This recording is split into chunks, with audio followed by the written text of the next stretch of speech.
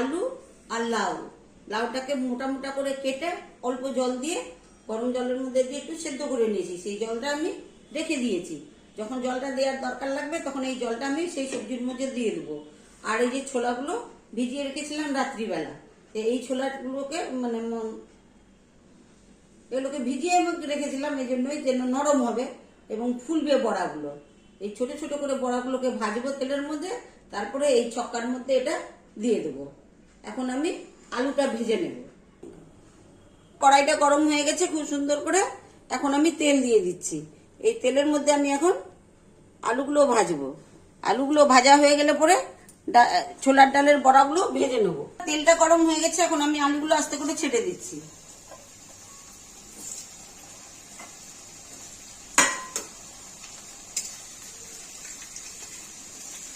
আলুগুলোকে লাল লাল করে ভেজে নেব।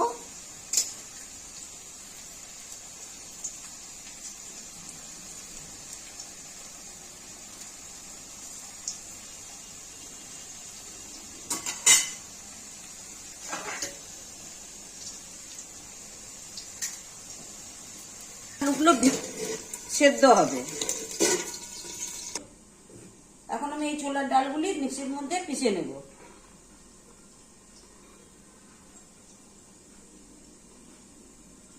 কাঁচা লঙ্কা ছেড়ে দিচ্ছি পিষবার জন্য। আমরা তো একটু ঝালটা কম খাই, যার জন্য প্রবলেম বেশি। একটু জল দিয়ে দিচ্ছি অল্প করে, একটু লবণ দিয়ে দিচ্ছি।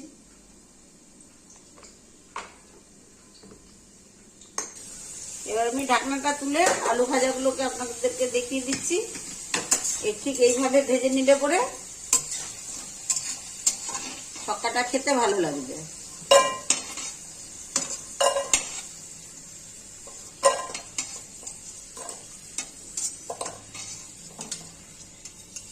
এইভাবে যে তুললাম, সাইডে মনে করেন তেল চলে গেছে, কিন্তু এটাকে এইভাবে ন্যাকড়া দিয়ে পুছে নেবেন, তাহলে কড়াইটা আর পুড়বে না।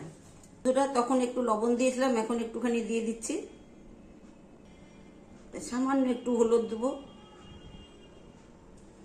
কেন একটু তেল দিলে বড়াটা ভাজলে ভালো হবে। একটু চিনিও দেবো, এই হবে।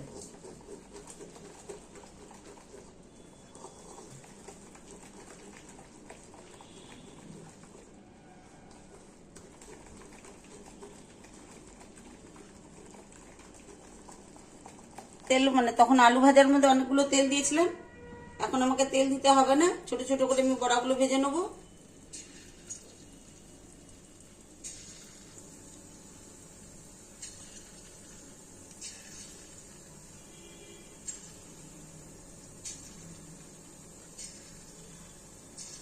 করে বড়াগুলো ভাজবো।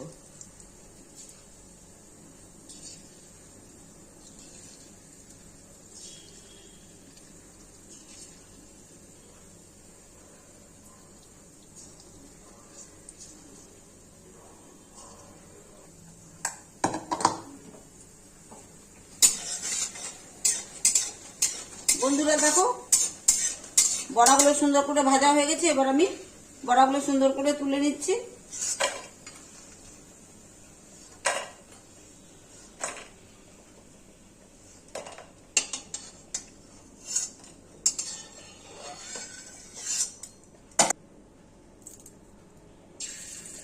এইভাবে আমি বারংবার ভেজে নেব যতটুকুনি রয়েছে।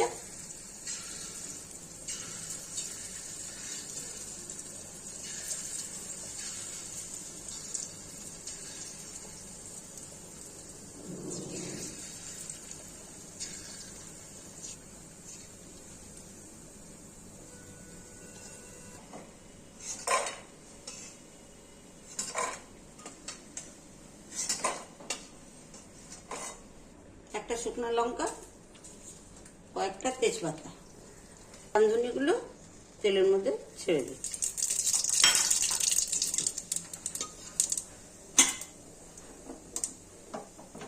গ্যাসটা একটু কম করে দিলাম, দিয়ে শুকনোগুলো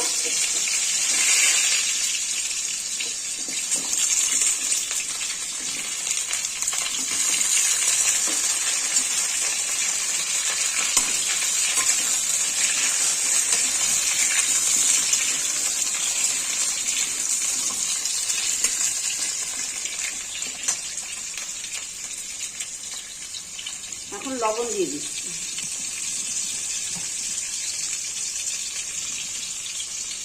হলুদ 1/2 চামচ,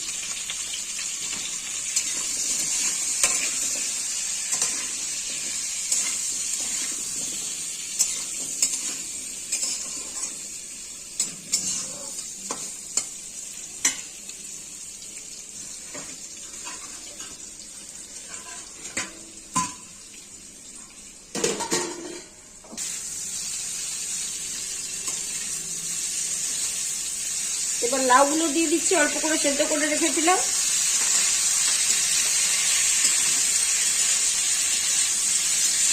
এইভাবে উল্টে পাল্টে ভালো করে নাড়াচাড়া করে নিতে হবে। মিষ্টি কুমড়োগুলো বেশ সুন্দর করে সেদ্ধ হয়ে এসছে, মানে 3 ভাগ হয়েই গেছে। ঢেকে দিয়েছিলাম তো, যার কারণে এবার আমি আলুগুলো দিয়ে দিচ্ছি, ভাজা আলুগুলো।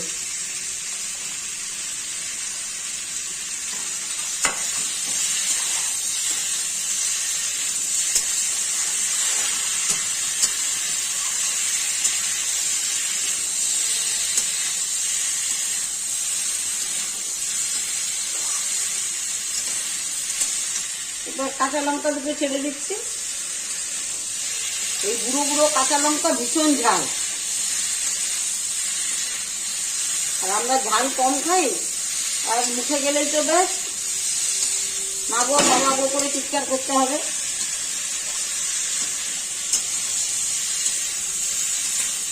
এবার সাথে বড়াগুলো ছেড়ে দিচ্ছি আমার ছেলের জন্য। ঘুমে ছেড়ে দিয়েছিলাম সবগুলো।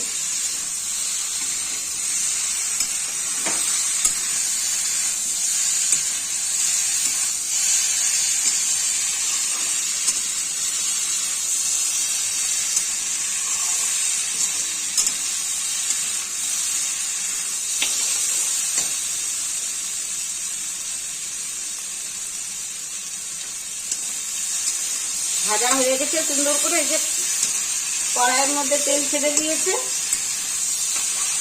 এটা তো বিনা মশলার তরকারি।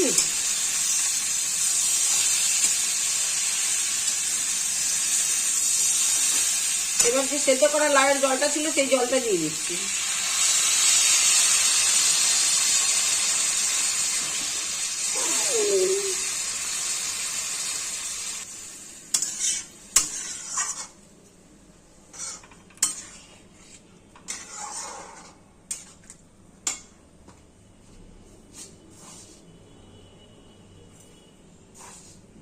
দুই চামচ চিনি দিয়ে দিলাম। আপনারা যেমন খাবেন তেমন দেবেন। আমরা একটু মিষ্টি মিষ্টি তরকারি খাই, যার কারণে একটু আমাদের বেশি দিতে হয়। আর যে খাবেন না তারা একদমই দেবেন না। যারা খাবেন, যেভাবে যতটুকুনি খাবেন সেভাবেই দেবেন।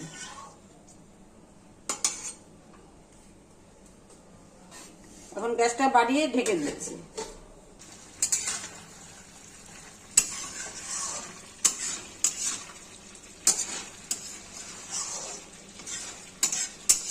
দেখুন বন্ধুরা, সবজিটা আমার হয়ে এসেছে, ছক্কাটা খুব সুন্দর করে সেদ্ধ হয়ে গেছে। এখন আমি এটাকে নামিয়ে দেব। বড়িগুলোও সুন্দর সেদ্ধ হয়ে গেছে।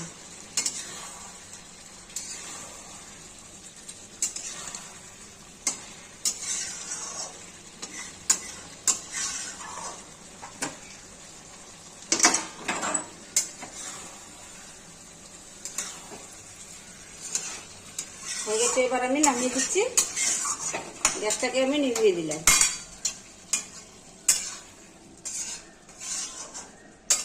রান্না হয়ে গেছে, এখন আমি নামিয়ে দিচ্ছি। হ্যালো বন্ধুরা, প্রথম থেকে শেষ পর্যন্ত আপনাদেরকে সবই দেখিয়েছি, সবই বলেছি কিভাবে এটা কাটলাম, কিভাবে বানালাম, সবকিছুই দেখিয়েছি। এখন আবার পরিবর্তে আমি যদি আবার আপনাকে ওইভাবে বলতে থাকি তাহলে ভিডিওটা আমার অনেক বড় হয়ে যাবে, লোকে কেউ দেখতে চাইবে না। যার জন্য আমি শর্টকাটেই আপনাদেরকে এখন বলে দিচ্ছি যে ব্যাপারটা আপনারা এইভাবেই বানাবেন। সবজিটাকে, এই ছক্কাটাকে বানাবেন, খেতে খুবই যথেষ্ট ভালো লাগবে। এর মধ্যে কোনো মশলা দিইনি, রাঁধুনি ফোড়ন দিয়ে রান্না করেছি এবং সাথে মিষ্টি দিয়েছি। যে রকম ভাবে মিষ্টি খাবেন সেটাও বলেছি। আপনারা বানিয়ে দেখবেন, একবার খেয়ে দেখবেন, খুব ভালো লাগবে।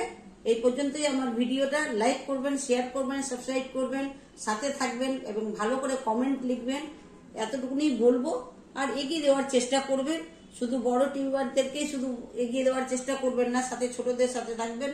ছোটরা তাহলেই সাহায্য পাবে, আপনাদের সাহায্যেই সবকিছুই হবে এবং হতে থাকবে। সকলকেই করবেন, শুধু আমাকে না, প্রত্যেককে, যত ছোটরা আছে প্রত্যেককেই করবেন। এটাই অনুরোধ রইল আপনাদের কাছে। নমস্কার।